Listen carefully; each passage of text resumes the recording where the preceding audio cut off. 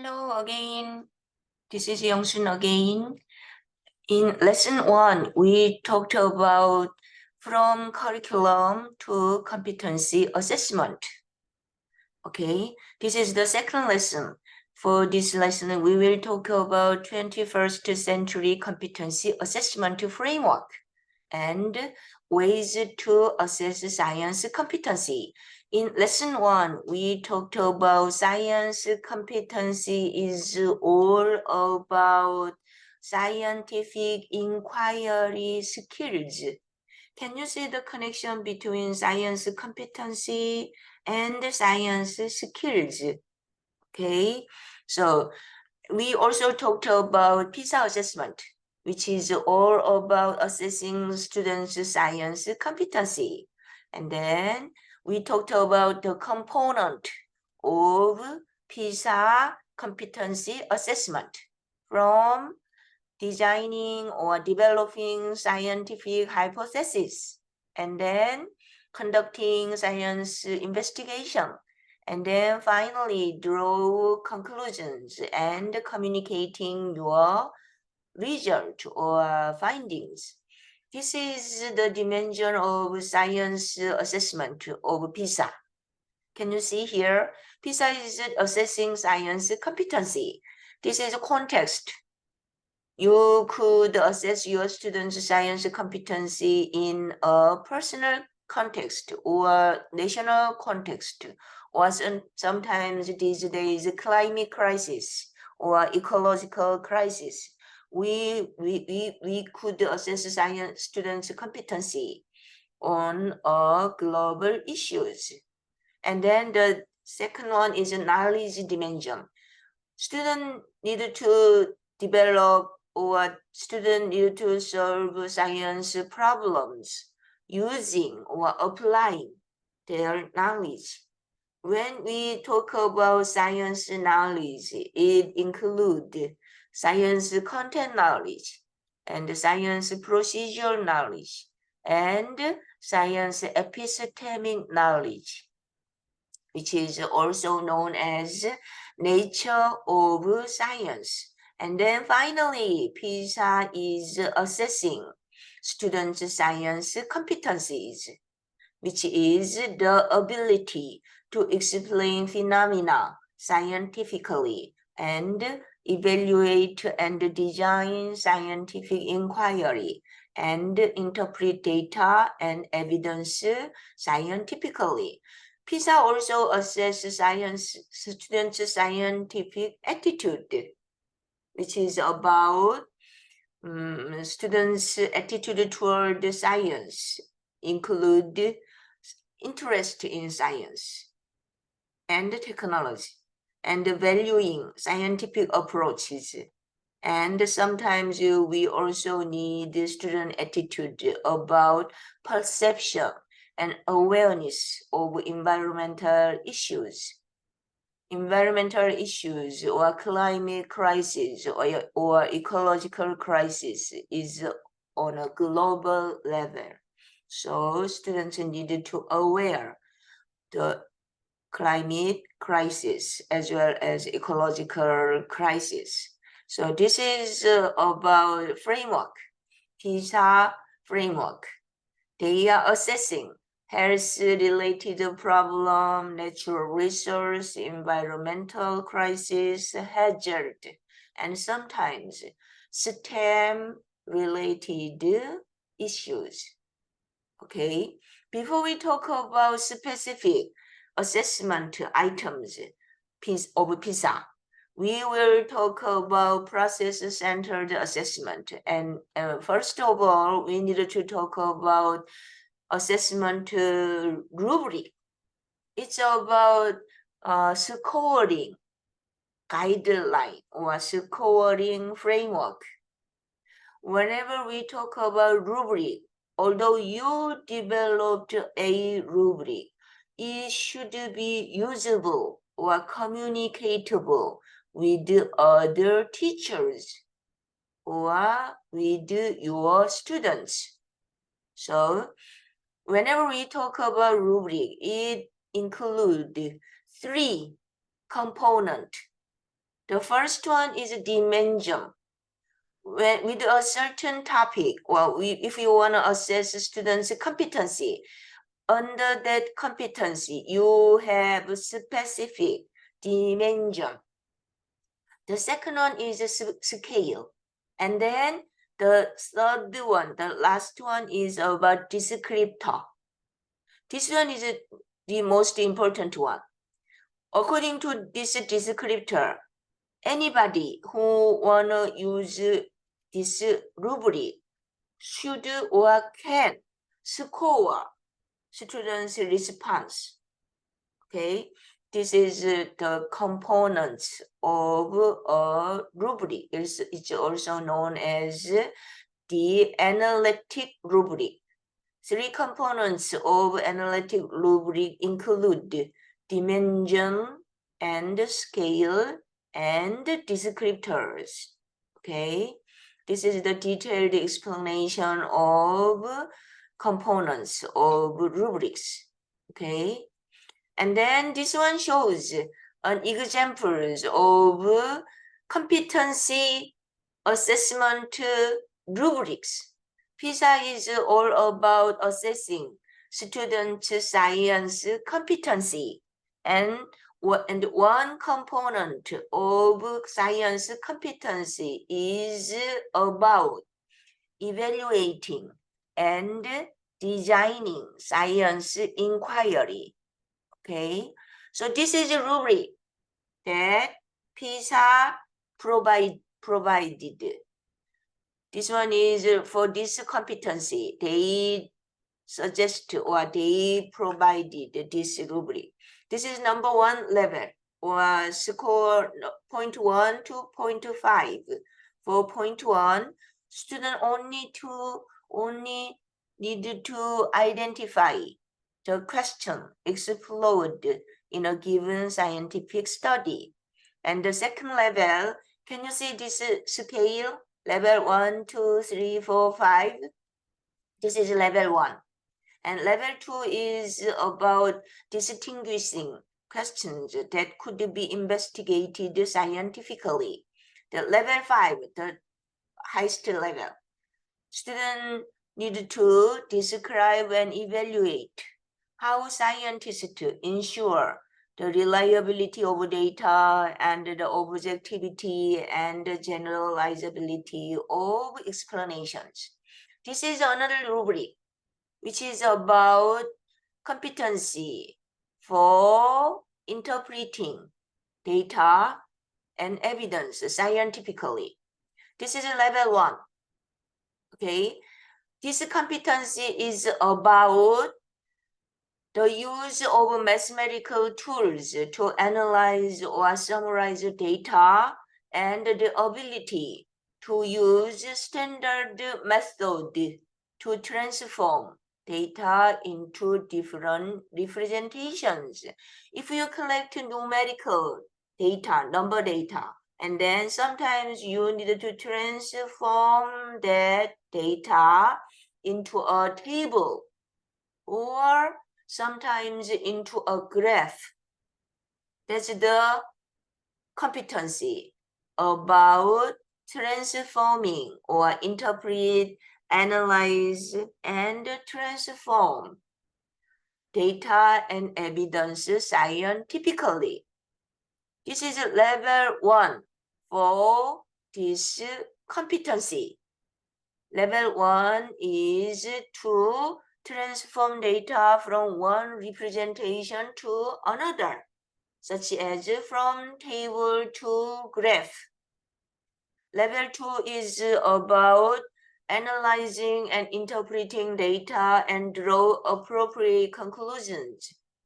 And level 5 is to evaluate scientific argument and evidence from different sources. There are many sources. Students need to discriminate or tell the difference from all those sources and should make a judgment which one is scientifically valid evidence. right? So since we talked about competency-based assessment of PISA, and we talked about rubric, and let's move on to a real exam or competency assessment item. This one is called the greenhouse assessment module. This one is the context.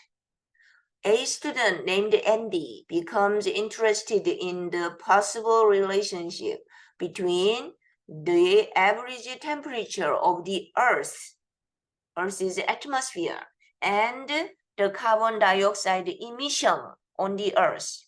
So Andy looked up to a book and then found two graphs.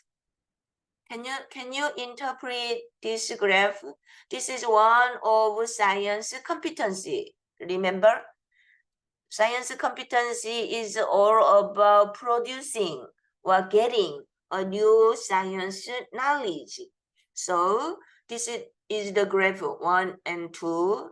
The x is about years, and then the y-axis is about carbon dioxide emission. Can you see here from 1910, 1940, the carbon dioxide emission climbs. Can you see the pattern?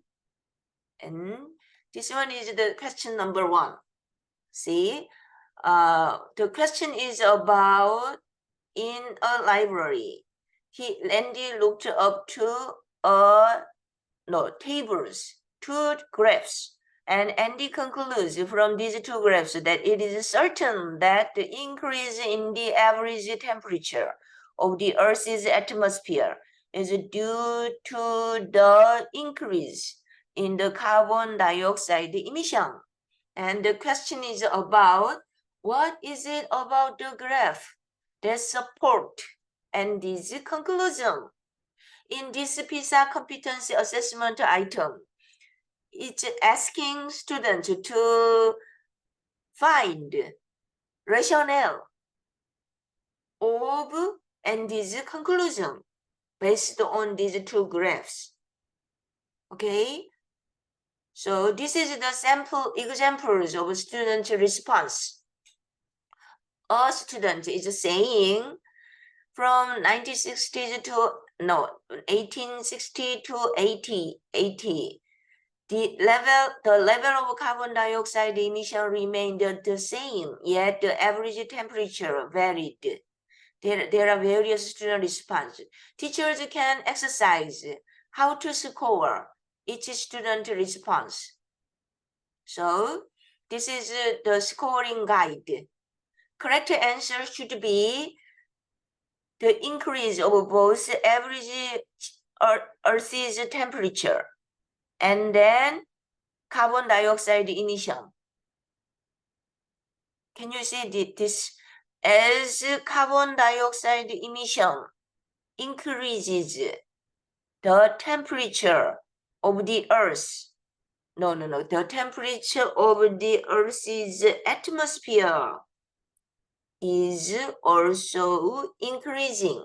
Okay, so what we are talking about is this item is about assessing scientific competency of using scientific evidence. They are asking students to interpret these two graphs and find out the relationship between these two variables. Okay, let's move on to the next one. Another student, Ginny, disagrees with Andy's conclusion, and she compares the two graphs and says that some parts of the graph do not support Andy's conclusion. Give an example of a part of the graphs that does not support Andy's conclusion. And whenever you assess science competency, it's not about finding our correct key. It's not about finding out correct answer. It's about why do you think it's the correct answer? It's about providing explanation or providing evidence or providing rationale for your conclusion or for your response. So this one is ending with explain your answer. And this is examples of student response. No, this is the answer key. This one is using scientific evidence. If you want a full credit, you should say that in 1900 to 1910, carbon dioxide emission is increasing, while the temperature of the Earth's atmosphere was going down. Can you tell what's the intention of this item? They wanna assess the PISA, wanna assess this item through this item. They wanna assess students' competency to interpret the data or graph. They want to see anomalies of Andy's conclusion. Okay, this is about greenhouse effect. Greenhouse effect is all about as the emission of carbon dioxide increases. Also, the temperature of Earth's atmosphere is also increasing. That was Andy's conclusion. But there's anomaly data in these two graphs. The second question is about finding out that anomaly. Okay.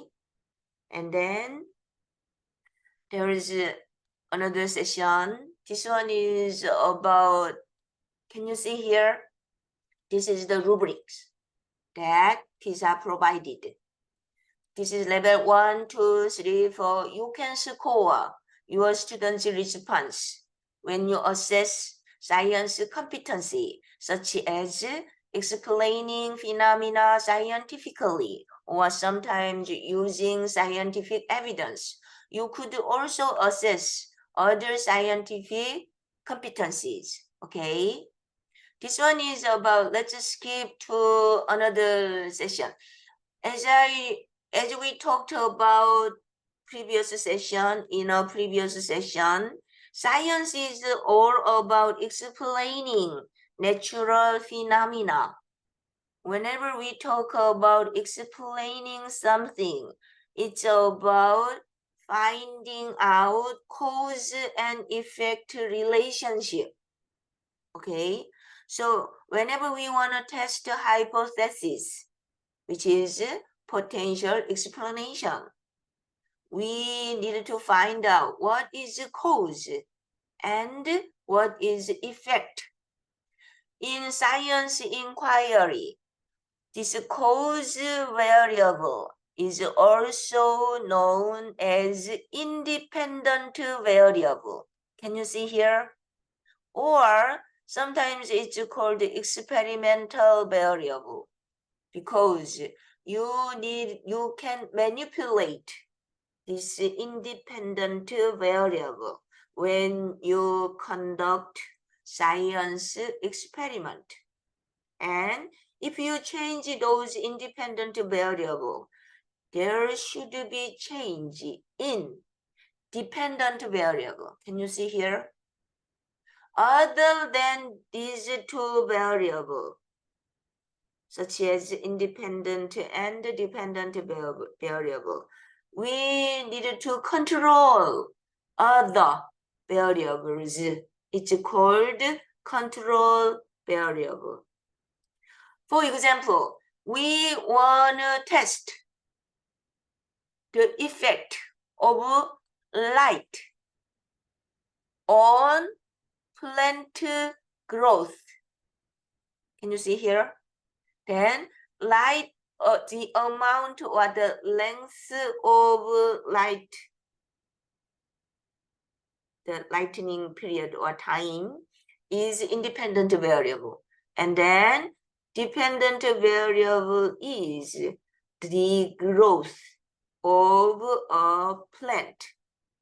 So prediction, what is prediction for this inquiry?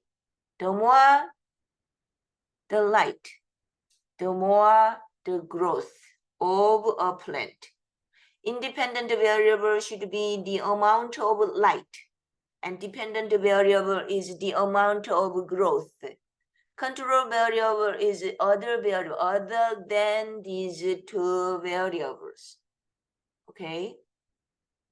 So, such as food, nutrient of a plant, and air, and other variables, which is called control variable.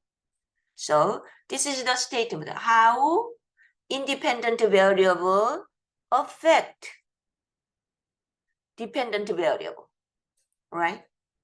So this is how would we help teachers, should help students be able to construct their hypothesis as a cause and effect. Any hypothesis that you want to test through experiment should include cause and effect. In other words, independent variable and dependent variable, right? And then what are the key parts to this experiment? And after doing the experiment, what should you do as a teacher? What scaffolding do students need if they have a hard time in conducting experiment or controlling variable or collecting data or transforming the data? Teachers should support or scaffold their students with what they need. Sometimes they provide another experiment, or sometimes they need to provide how to design or how to collect data for the experiment. And what skills do they need? I told you, we talked about skills is, in other words, it's a competency, right? We talked about the specified of competency is also called skills, and which inquiry or numeracy or literacy standards students need.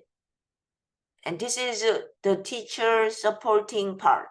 And then we have other tasks, okay? For this session, we talked about science competency assessment rubrics. Rubric is also known as a scoring guide. And in summary, when we talk about science competency is all about producing new science knowledge. We are producing, or students get to know new scientific knowledge through scientific inquiry, from setting up hypotheses, which include cause and effect.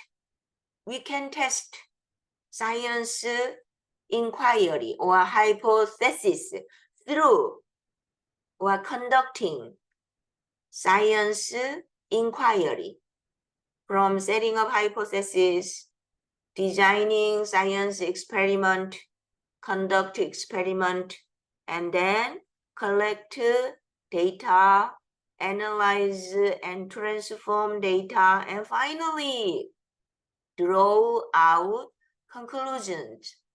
That's the whole spectrum with science inquiry. Each component or each step is science competency, or sometimes we call it science skills.